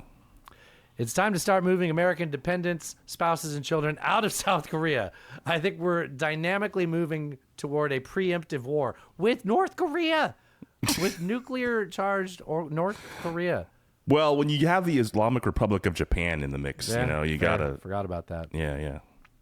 If there's going to be a war to stop North Korea, it'll be over there, meaning near North Korea. If thousands die, they're going to die over there. They're not going to die here. And President Trump has told me that to my face. Like, it's okay. They're just They're gonna die over there. Like, when you hear thousands of people dying, just know I mean Koreans. Like, come on, come on.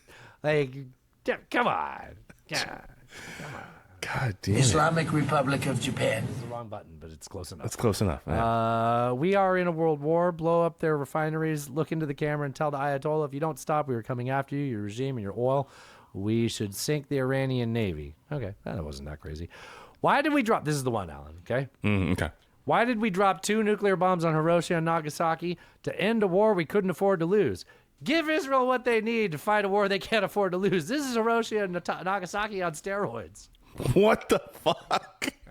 I don't remember that one at all. And that would mean he needed to do that for Lebanon? Iran? I mean, know. at best it's Iran, right? Yeah, I guess. Couldn't be Gaza. By the way, you don't right? have to give them to them. They already have them. So Yeah, I was thinking the same thing. Yeah. Huh. Yeah. All right. Okay.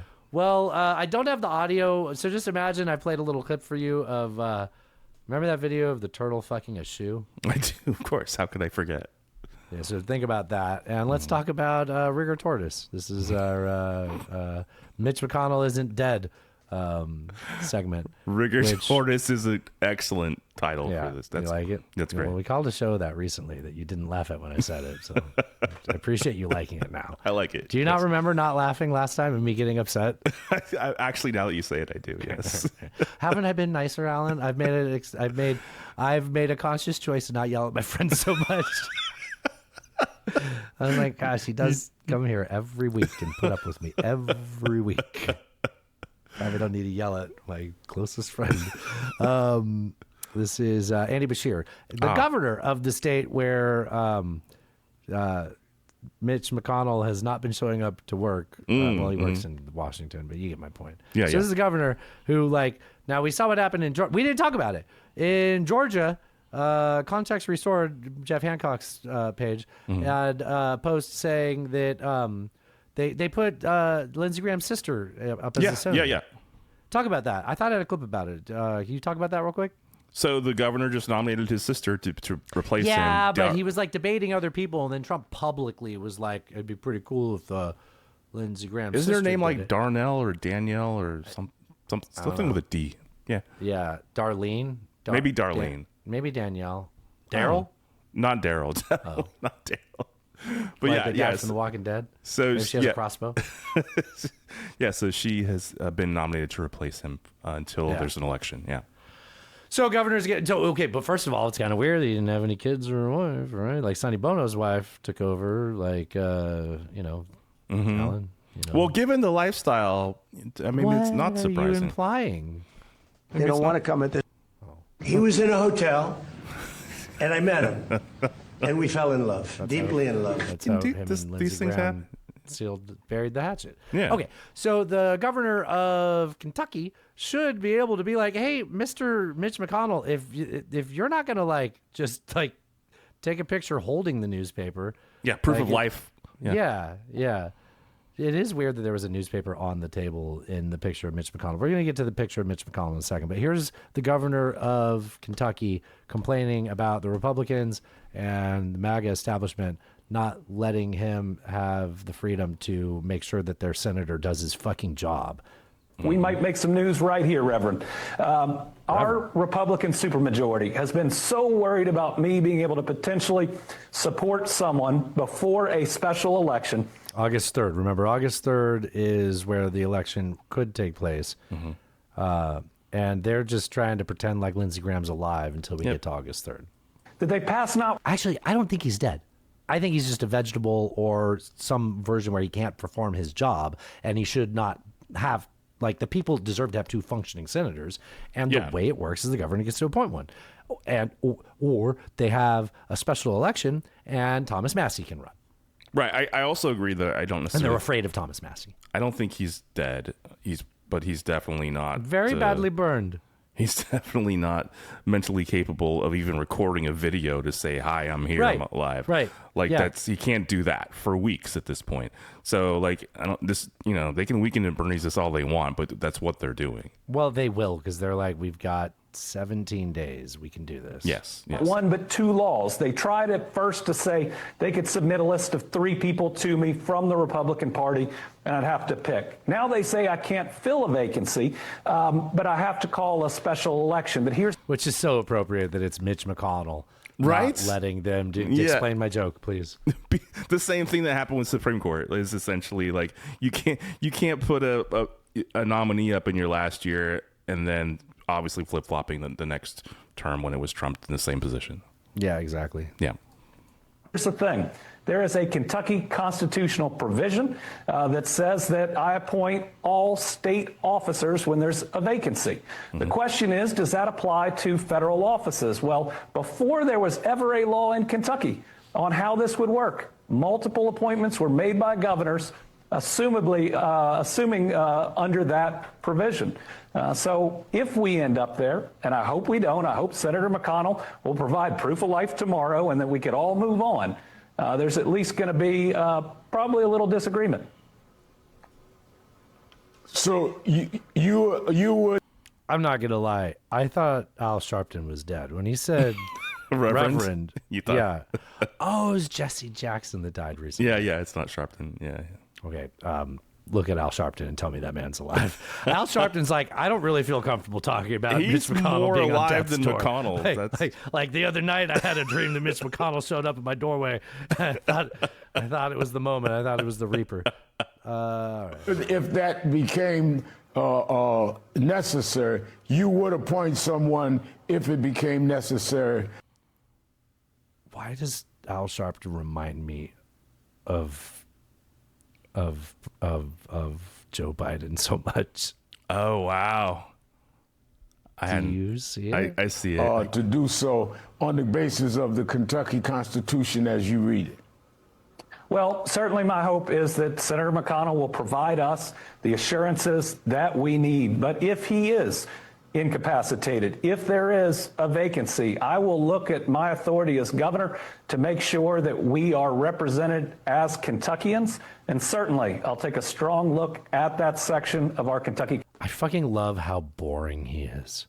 He is very wonky, I would right? love to have a boring president again. Jesus Christ, man. Yeah, just wake up on a Sunday and not like worry about. Yeah, I would love to go like a week and be like, hey, we didn't talk about the president in our show today. That'd be great. That'd be fantastic. That was like a long stretch of our life. Even during Bush, there was times. Even during Bush. I'm getting wistful over here, Dustin, thinking about it. Don't get wistful. Yeah. Well, we're going to have to end the show soon. I'll give you a little bit of alone time. So this is someone that says that they think that photo of Lindsey Graham was photoshopped. Oh. Now, I'm going to warn them their credentials is stupid, but it is an interesting Okay. Okay, so check this out. This image is from his proof of life, and look at the collar here. the shape of that collar and the fold and how the light is hitting it was standing out to me when I looked at this photo because it's almost identical. I overlaid them so when I toggle back and forth, you can see how it fits almost. It is interesting that he's wearing that same shirt. Yeah. So they have a picture of the same shirt where the collar looks the same in an old photo. Fits almost perfectly. And if they put the jacket over the shirt in this photo, it fits good. And there's like something going. Look, people have been like zaprudering these, and I don't really care to indulge this, right? But like things are like there's something weird going on. I can't move the cursor. There's something going weird on his pocket. I don't know what that hole is. Maybe that's for a pen. I have a shirt sort of like that where you have a pen slot. They're saying it's weird that I know her name's not Connie Chung. Elaine Chao. That sounds right. Yeah. Former Secretary of Commerce or something under Trump 1. Yeah. Her right hand is like under his arm, but you don't see the fingers on the other side. I don't know. That's totally plausible. People are talking about like a weird warp on his knuckles. I don't know. Have you seen old people's hands? Yeah. Jesus Christ. Donald Trump's hand looks like he fingered Caitlyn. No. Yeah, Caitlyn Jenner. Okay. I wasn't sure which Jenner I was going to say, but it was the one I was thinking of. I'm looking at this photo. Alan, do you get it? I get it. I don't see anything that looks crazy to me. No, other than the fact that he's like sitting there and smiling in a hospital bed, right? And the fact that he can't release a video where he's talking, right? That's the part. Exactly. This person's just basically saying, as a Photoshop expert, this looks Photoshop to me. But fits almost. I don't really care to indulge any more of that. I'm not going to have a long show because we watched someone talk about how they Photoshop. But I didn't like the fact that what me and you both just said about why can't he release a video? Why does it have to be a still picture with a statement attached to it? Right. Do you know who said that? Laura fucking Loomer. I don't like saying things that I hear Laura Loomer say. I don't like the way it feels to say things Laura Loomer says. She's right. Don't like saying that either. I don't like that. I'm going to have to take a shower now. This is not good. I don't like this at all. You know what, though? If this is... Well, when you take a shower, you can get wistful. You know what? If they... but you got to use your mind, Alan. Don't bring your phone in the shower. No. You know, if we think that this is surreal, like what's been going on between the Lindsey Graham and the Mitch... Yes. It's been weird. It's been weird, man. Yeah. But it's also what happens when you had a gerontocracy, right? Like, eventually, it's like, you know how all the celebrities started dying in 2016, 2017? It's like, well, yeah, we had a huge boom in the cult of celebrity about 50 years before this, and now those people all became an age, and some of them were younger than they should have been. But by and large, a lot of that phenomenon has just been that we've had more celebrities during that time period, but that's a separate thought. But all your olds are going to start dying at the same time, which is the only good thing about a gerontocracy. It's got a baked in. The microwave will eventually beep. It will eventually, and that is like the corresponding thought to that is why Democratic Socialist America are getting younger voters, because they're the young candidates that are talking about doing radical things. So we're getting young candidates in there. We're not having olds. As the olds are being shuttled out. And people are sick of the fucking system, right? Like the system that Lindsey Graham and Mitch McConnell represented and represent currently. Yes. Nobody likes that fucking system. Right. Everybody fucking hates it. So, yeah, that's exactly where we are. If you please watch your swears. Since we started recording, there's been over 500 dead boomers. Damn. And one of them might have been Mitch McConnell. We'll never know. We'll never know. Like, they will get away with this. I know they'll get away with this. Like, everything in the system is baked into allowing them to get away with this. Sure. Because all they got to do is stonewall until August 3rd. And they'll be like, oh, yeah, he's been dead. Too late for you to do anything about it. Or he's been on a ventilator and he's brain dead or whatever the case might be. But they can tell you the truth on the 4th, which that's the day World War I started, August 4th. My brain, why? What happened? But if we think all of this is surreal, imagine how weird it's going to be when the big guy kicks it. Like, they're going to treat that real weird. Like, if he dies, they're not going to tell us, right? And, like, all of this is just, like, a warm-up run for what that's going to be. Like, the way Sunday was for all of us, I could not stop posting shitty posts. I was like, I'm being a jerk. And I couldn't stop. I looked up and there was a thing that said like Lady G. I was like, oh my God, that's his name. That's his nickname. They called him Lady G because of the ladybugs. I loved everybody learning about the ladybugs. We've been talking about ladybugs for years, and I always got to, every time I told it, I had to tell someone what it meant. Now everybody knows what ladybugs means. Yeah. I love it. Remember, didn't we talk about that with Brido? Like, that was we a did. long time Brido's ago. the one that taught us about it. Actually, it was, that comedian, the lady from Georgia. Yeah, I know who you're talking about. I can't remember her name. She's the one that taught us on Brido. Yeah, yeah.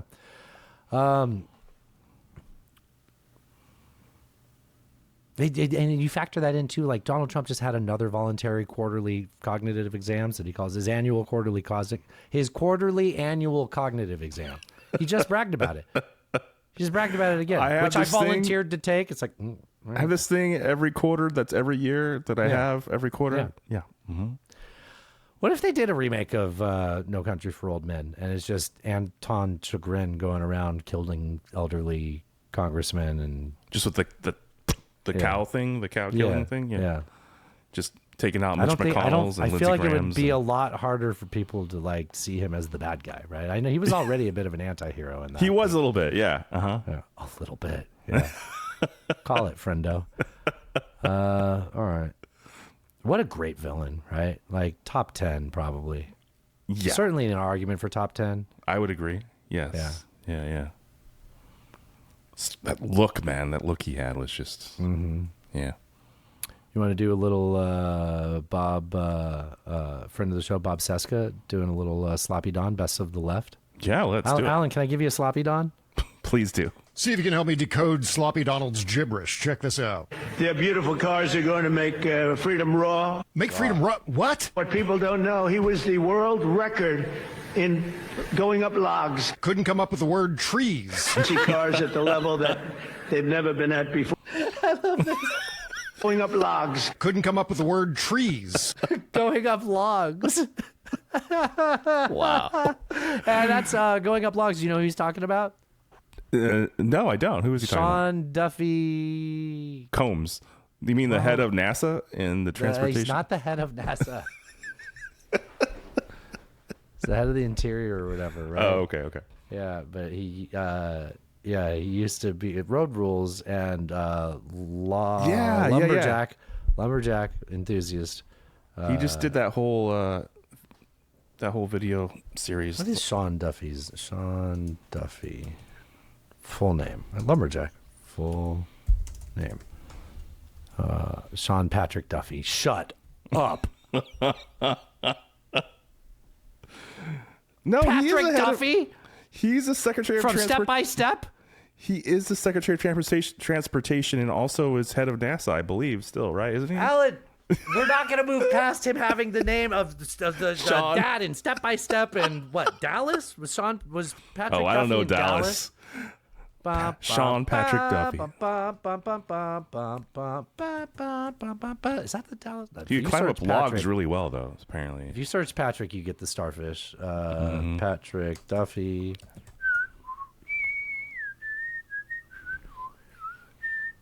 Dallas, that's right. Who was he on Dallas? Bobby. Let's look up the theme to Dallas, Alan. Okay, let's do that. Theme to Dallas. I just want to make sure I got my song right in my head. I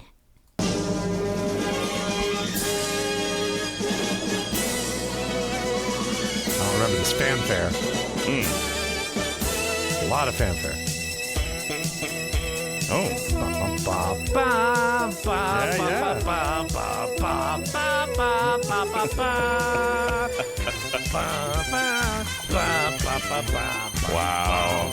Wow. Okay, that reminds me I need to practice my sax. I was like, can you play this on sax? Sorry, Bobby. What? I was going to say, can you play that on sax? I haven't picked it up. I haven't picked it up in like a month. Damn. I'm not doing that here. Maybe on Hidden Track. Okay. I have found every time I take a long time off, I kind of like break through a plateau of something I was stuck on. It was like too much in my head before. Okay. So all right. Looking forward to that. Do you want to see Trump on Fox? This is my favorite clip of the week. So, clip of the week. You do it from Talk Soup. Do you remember that? Yes. Yeah, this is the clip of the week. So this is Donald Trump getting a phrase? A turn of phrase wrong, Yeah. perhaps? Okay. Yeah. So what does the phrase 11th hour mean? Oh, you gotta get it done. Down under the wire, Yeah, right? You're at the deadline almost. Yeah. Yes, yeah. And everything with these negotiations with Iran has come down to the 11th hour, right? And things keep getting reported as 11th hour meetings, right? Mm-hmm. Well, Donald Trump doesn't understand that. Lindsey Graham was definitely on your side when it comes to Iran and the threat, them not having a nuclear weapon. It looks like they're back at their business trying to take over the Strait. What's your response? Well, we're taking over the Strait. They have nothing. They've got nothing. So something that nobody knows, yesterday they had an 11-hour meeting. Everything's 11 hours with these guys. You know, you can't settle a one sentence in 1 hour. Every time. Everything's 11 11-hour meetings. 11-hour meeting. Hour in 1 minute. It should be 1 minute.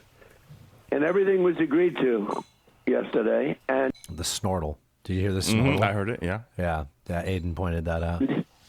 They leave the room, and they call back, and they say, and everything was agreed to yesterday. And they leave the room, and they call back, and they say, we had to make a couple of changes. I said, changes? They got to make changes? We're not going to make changes. Always changes. They just, they're professional negotiators. That's all they are. I don't even call them good at it. They haven't gotten anything. They got nothing from me. Professional negotiators, God, these people and their professional negotiators, why don't they send their stepson over? Or their personal lawyer, their real estate guy. Yeah, why don't they send that? That would seem to be working better. Why don't they send over the person that takes over my job if I die in office? These 11-hour. Why don't they send over the Senate tiebreaker to decide this? These 11-hour meetings, I'm telling you, the catering budget is killing me. Like, what? But Alan, let's keep the chuckles going. So here is John Fetterman. Okay, I'm gonna present this the same way Bobby Ferg presented this. This fucking idiot. I'll let you choose. The other person on here is that social media douchebag that does the fighting now. He used to do Logan Paul. Oh.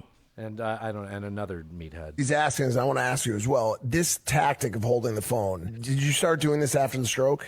Yeah. Yeah, sure. This conversation. Yeah. This is a drone. This is using captioning. Okay, so that was a flash to about halfway through this clip. Okay. What? Okay. Okay. So while you're listening to this, I'm also going to quote Bobby Ferg loosely. Motherfuck, if I find out this is my senator and I tune in to an interview with my senator and this is what they said, dude, you haven't even heard it yet. Like, you heard a little bit of gibberish. I'm going to play a minute. I don't know how much of this I can take. We have 1:30 of him. And the whole time, it doesn't sound like any sentence. The start and finish of any sentence doesn't feel related to the beginning of it, like stroke victim shit. And he's going to explain that he can't just talk to you. He has to look and have the words that you're saying transcribed onto the phone so we can look at it. And he compares that to glasses, which, dude, accessibility and smartphones and using tools, great. How about you not be my fucking senator? Yeah. Actually, I resent the fact that my only choice was Mehmet Oz, a TV doctor. Question. You're not on social media. You're not a social media guy. I'm just so curious. Are you browsing social media? Or is this like a senator thing where there's like updates on what's happening on your phone? Look at this dummy. Is this like a senator thing? Do you get like senator social media? Because my whole life, I'm a YouTuber. So I just assume that you guys have like senator YouTube. Yeah. They're all in their 90s. No, they don't have their own special social media app. I can't believe I have to fucking tell you this, Logan. No, I actually, my social people are here. You could confirm. I am not. It's not even on my phone. So No, I mean like right now. Oh, right. Yeah, because the phone's just right here. I'm just curious what. Oh, okay. What you're doing. Could you do that? Do this? No. I think he's saying, could you have a conversation and scroll through social media? Yeah, I was born in this millennium. Yeah, okay. For me, I don't look on social media. I do my own media, Did I miss? Yeah, no. So I think what he's asking is, I want to ask you as well. This tactic of holding the phone. If he didn't have his shorts over his knees, I'm convinced we'd see his balls. Did you start doing this after the stroke? No, yeah. No, yeah. Yeah, sure. That's conversation. Yeah. This is a drone. This is using captioning. I had a stroke. 4 years ago that literally stopped my heart, and I nearly died from it. And thankfully, I was able to recover. But I use this as like an aid, so I can hear and I can process things. I do process thing. Yeah. Okay. I can process thing. But when by the way, not things. I can process. So I can hear and I can process thing. Alan, I got something for that. Nothing bad can happen. It can only good happen. This is like an aid. senator. So I can hear and I can process thing. Yeah, it's a senator, but did I remind you of Lindsey Graham and Mitch McConnell? That's fair. But when I'm having very specific conversations, I use this, and you can see that it's like, like wearing glasses. I mean, yeah, I know how to read, but I use that as a tool, whether if I'm driving or I'm reading now. So, I see. Okay. This man should not be driving. Jesus Christ. What the fuck? What the fuck? No. Pull this man's license immediately. Yeah. Holy shit. He's using that to help him drive? Can you, I don't think that's what he said, but yeah. decipher the stop sign? Jesus. Yeah. All right. We're almost at the end of the show. I just want to go check on something. It's been at least a week since I've looked at this, Alan. Would you look at that? The media offender of the week. It's still CNN's John Reiner, Dr. Jonathan Reiner, which is wild because, he keeps saying that the media is misreporting on Reflecting Pool. Right. Reflecting Pool is scandal. Why is media bias not updated? And I have a great quote of him. So he was quoted yesterday or today. It was today, talking about Reflecting Pool. The Parks Department had to empty the water in order to fix the watertight basin. It will be refilled back in service soon. I want to find the exact quote because the quote, at the right time, you'll see the gash, because he said there was a gash in it, right? He said, the president said slashes were 300 yards long. Yards? Now it's 900 feet. Now it's 900 feet, yeah. The president said slashes were 300 yards long, and the floor of the pool was cut and then pulled upward with great force by these thugs. They wanted to wait until the July 4th weekend but one of the most heavily trafficked monuments in America. Right. People cut a 900-foot-long gash and tugged them up, in the middle of the night? Oh, you know what it was, Alan? It was Democrats After Dark. That's why we have the T-shirt. It was all coming back to That's who it had to be, yes. With great force. Somebody was, waist deep in the Reflecting Pool just because they couldn't just cut it. They had to pull on it. They had to pull on it. Yeah, they couldn't separate it because you hired a fucking rhino liner with known... Nobody talks about that, remember? Rhino Liner admitted that the materials used had known deficiencies that caused separations just like this. Yep, and here we are. I think that's all I wanted to say from that one. I guess I just have an observational comedy bit I'm going to leave you with, and then we'll end the show. Okay, all right. Does that sound good to you? Sure, let's do it. So, we walk our dogs. Have you done a dog walk with us when we've been here? I have. Okay, we go up. Did we go all the way to the end and back? There's no way. Did me and you walk the dogs? I don't think we went all the way to the end and back. We also drove to that other park thing, and we did the walk over there. Yeah, we did that. That was fun. That was good. Yeah. Peelers. Yeah. Probably not be so specific about where I live. All you got to ask, and I'll send you a sticker. I need to get a P.O. box. Otherwise, people will keep showing us mysterious cranberry sauce. I had some of the cranberry sauce on toast. It was so good. Thank you, Bob. That sounds amazing. Anyways, so in my neighborhood, at the end of the dog walk, do you remember that ice storm that came last February where all the trees fell down and stuff? Yeah. That street got it the worst, and there was these two giant oaks or something, and they fell, and then they finally cut them down to stumps. And just recently, last week, they put up and I'm going to say this in quotes because it's what got my mind thinking. one of the stumps they put up on it, the people who live at that house, they put up a children's lending library. You know where they get those books and they put in, yeah. But it says it's for children's lending library, Alan. Okay. But I told you there was 2 stumps. Right. You see where my mind's going? Yeah. What are they gonna do with the other one? Yeah. Adult lending library. Makes me wistful. All right. If you'd like to support this fine program, head on over to nuntaken.horse, and we'll be back tomorrow with some more dumb bullshit. Indeed we will. It's our broadcast day. Have fun storming the castle. Jeeves, bring me the battery acid. It's not for women. When a guy's banging you. Y'all let me in his damn house. Oh, how about that? Come in the name of peace. LMFAO. So what in the world is this? Trump's pee-pee. Why would you say something that stupid? I come without explanations or solutions. I'm a very sexy lady, cat turd. I will not suffer this harlot. How great! An anti-American Marxist! Ted Cruz, go fuck yourself. Read the news. China is asshole. God bless the United States. Bye-bye. Now this is podcasting. Nailed it that time. Cheers. That was fun. Drive safe, buddy. Maga Cheers. Delinda. Oh, Maga Delinda asked. That was close. All right.